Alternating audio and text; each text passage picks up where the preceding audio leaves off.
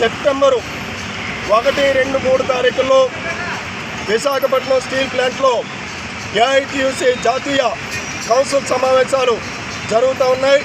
ఈ సందర్భంగా సెప్టెంబర్ 3వ తారీఖు మధ్యాహ్నం 1 గంటకి సంస్కృతి పార్క్ నుంచి విశాఖపట్నం జీవీఎంసీ గాంధీ బొమ్మ వరకు భారీ కార్మిక ఉద్యోగ ప్రదర్శన నిర్వహించబడుతూ ఉంది. ఈ ప్రదర్శన బహిరంగ సభల్ని కార్మిక వర్గం పెద్ద సంఖ్యలో పాల్గొని జయప్రదం చేయాలని చెప్పి ఏఐటీయూసీ విశాఖ జిల్లా తరఫున కార్మిక వర్గానికి పిలుపునిస్తున్నాం. కేంద్రంలో నరేంద్ర మోడీ ప్రభుత్వం 3వసారి అధికారంలోకి వచ్చింది.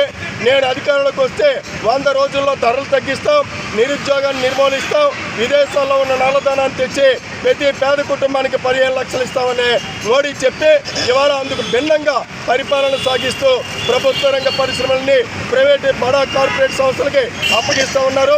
నీకంటే తక్కువ కాదన్నట్టుగా ఆంధ్రప్రదేశ్ ప్రభుత్వం ఇవాళ భవన నిర్మాణ కార్మికులు, ఆటో డ్రైవర్లు, ముఠా కళాశీలు వీళ్ళందరికీ కూడా రోజుల తరబడి పనులు లేక అవస్థలు పడుతూ ఉన్నారు.